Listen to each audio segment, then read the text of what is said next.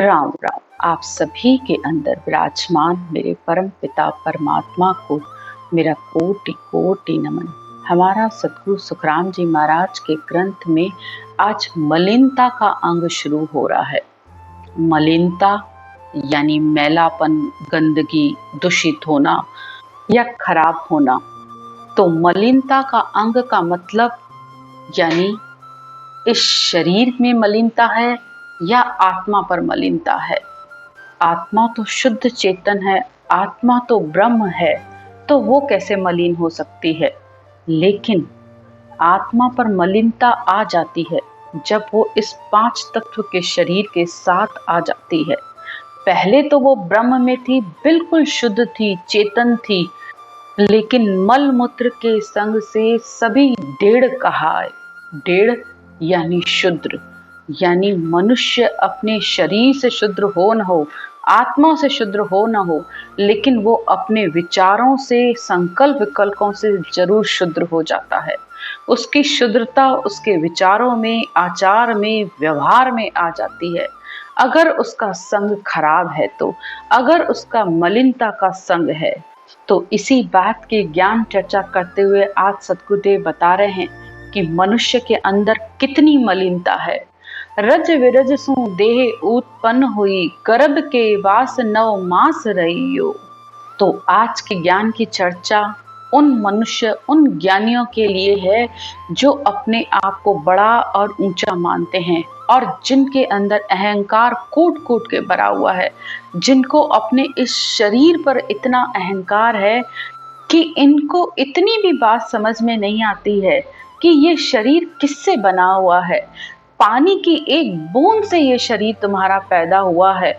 9 महीने तुम अंदर शरीर में गंदगी में तुम रहे हो। ऊंच हर नीच को एक स्थान है, एक भग द्वार होई जन्म लियो। एक ही स्थान से तुम सबने जन्म लिया है, तो फिर तुम ऊंच और नीच कैसे कहलाए। सबके पैदा होने का एक ही स्थान है और अंदर गर्भ में रहने का भी सबका एक ही स्थान है। सप्त ही धात तत् 5 को पूत लो, आत्मा एक संसार सारो। सबकी आत्मा ब्रह्म के रूप में एक ही है। 7 धातु के शरीर से और 5 तत्वों के मेल से तुम शरीर इस संसार में आ गए। 7 धातु यानी हड्डी, मांस, खून, विरय, नसें, नाड़ियां, 7 धातुओं से सबका शरीर बना है। चाहे वो कोई भी जात का हो, चाहे ब्राह्मण हो, चाहे शूद्र हो, चाहे वैश्य हो, चाहे क्षत्रिय हो, तो तुम ऊंचे और नीचे कैसे कहलाए। एक परमात्मा शकल को शिर जियो, अब मोए बताए दो गोत्र को न्यारो। तुम्हारा गोत्र कैसे न्यारा हुआ।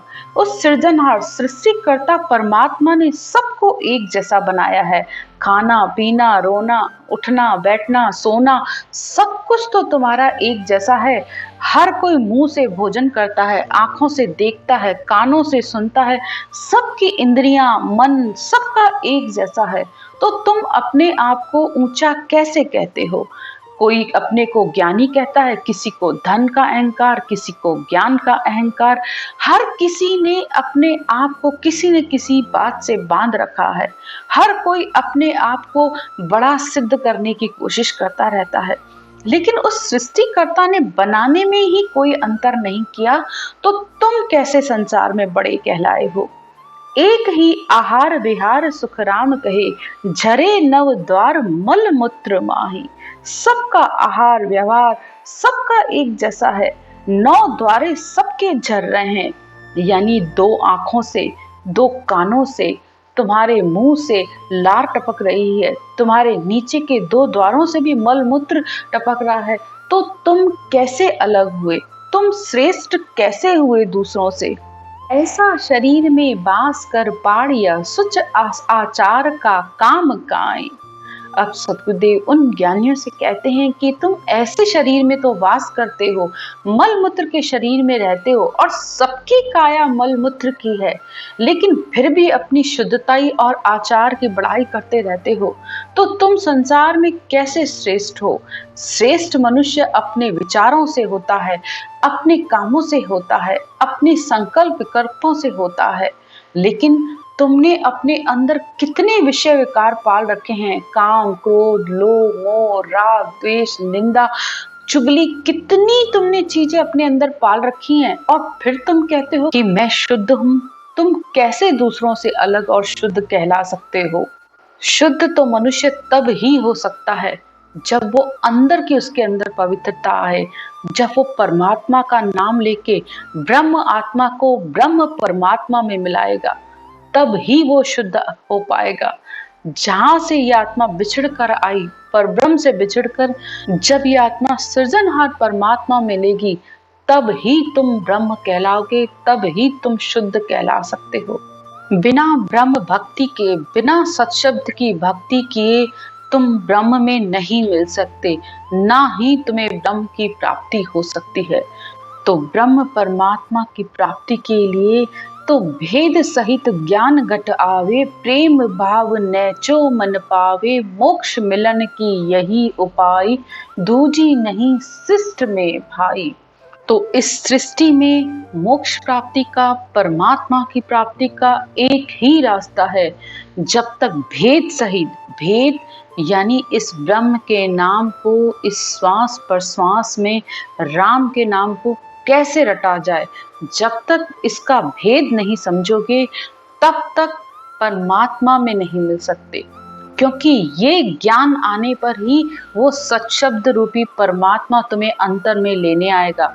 वो ब्रह्म वैराट से वो ब्रह्म धुन तुम्हें आएगी लेने के लिए, तब ही तुम परमात्मा में मिल पाओगे, तब ही तुम शुद्ध हो पाओगे।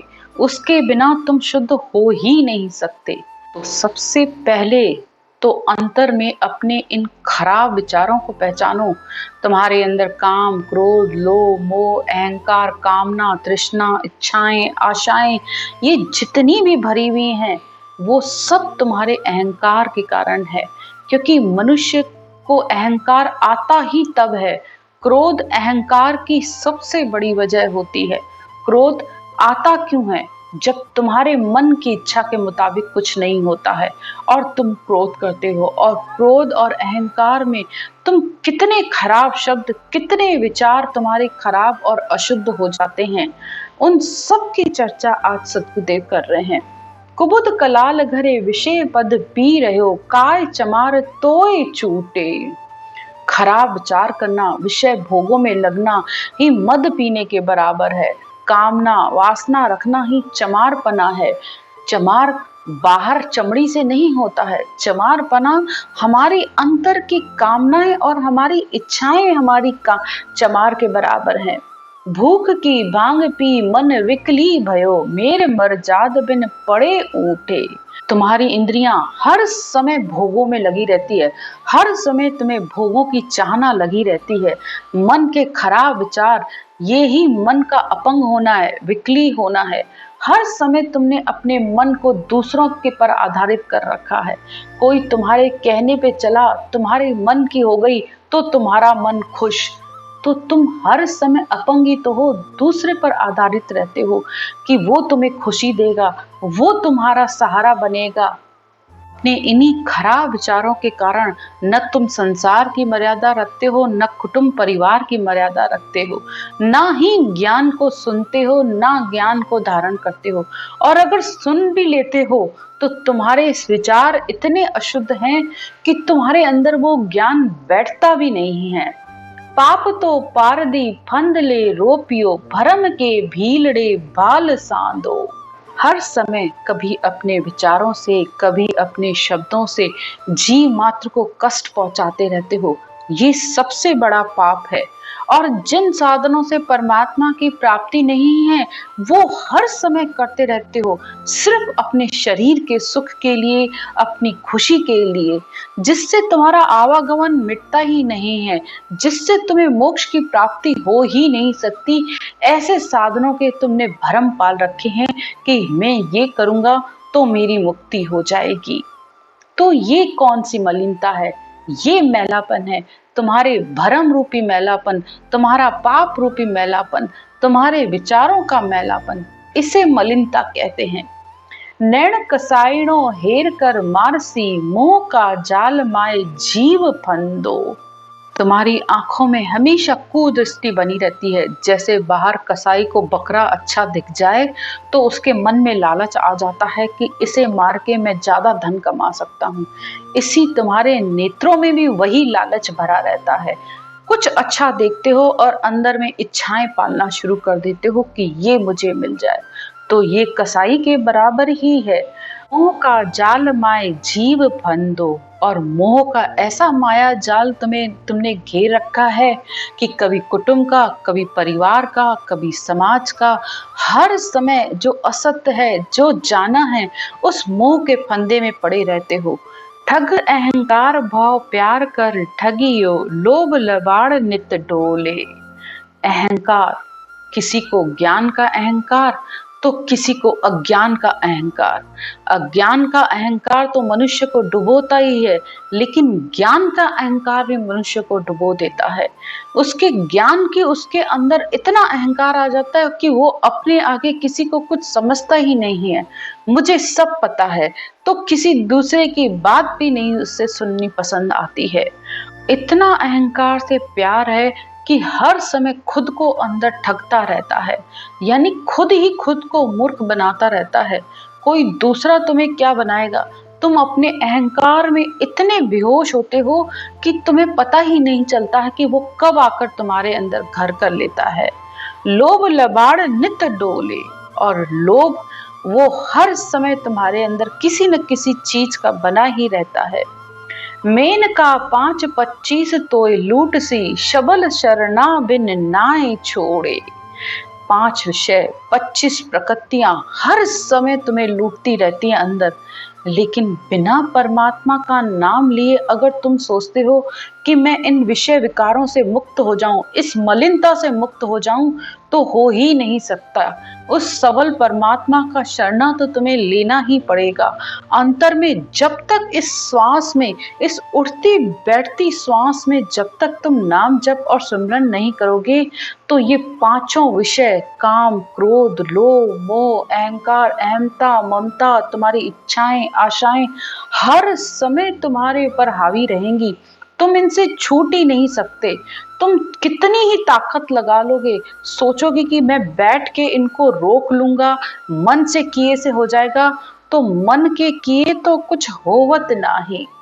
थोड़ी देर के लिए अपने आप को रोक लोगे, लेकिन फिर वापस जैसे ही उठोगे तो तुम वैसे के वैसे बन जाओगे। लेकिन इस सशब्द की ताकत से, इस शब्द धुन की ताकत इतनी है कि वो धीरे धीरे तुम्हारे इन सब विषय विकारों को खत्म कर देगा। क्रोध चंडाल अर चाय बहु चूड़ी, तृष्णा तेलनी प्राण पीले। अंदर कोई इच्छा पैदा हुई, कोई कामना पैदा हुई और तुम्हारी पूरी नहीं हुई और तुम्हें क्रोध आ गया, तो क्रोध को चंडाल का रूप कहा जाता है। जब क्रोध आता है तो उस समय अपनी स्थिति पर ध्यान दिया करो, तुम्हारी सांसों पे ध्यान दिया करो कि वो कैसे उखड़ जाती हैं। जब मनुष्य के अंदर क्रोध आता है तो उसका शरीर भी कांपने लगता है, इंसान अपनी बुद्धि तक भी खो देता है। वो क्या बोल रहा है, क्या कह रहा है, उसे कुछ होश नहीं होता है। अनेक तरीके की कामनाएं रखना, इच्छाएं रखना, ये सब तेलनी की तरह हैं। मंछा धोबड़ी पटक पछाड़ियो, दुविधा डाकणी तोय कीले। अंदर दुनिया भर की दुविधा भरी हुई है, मेरा तेरा, तू मैं, ये हर समय लगा रहता है। झूठ पट साल में काल कोली बसे, कपट कापट सु सांध जोड़े। सदगुरुदेव कहते हैं कि तुम्हारे अंदर इच्छाएं, तुम्हारी मंशा रूपी स्त्री ये धोबन की तरह है जो हर समय तुम्हें पटकती यानी गिराती रहती हैं। आगे कहते हैं, कुटुंब की बाड़ियां काल माली दस्यो, फूल फल कूपला मरोड़ तोड़े। कुटुंब परिवार में अगर किसी की मृत्यु हो जाए तो तुम रो रो के आधे हो जाते हो।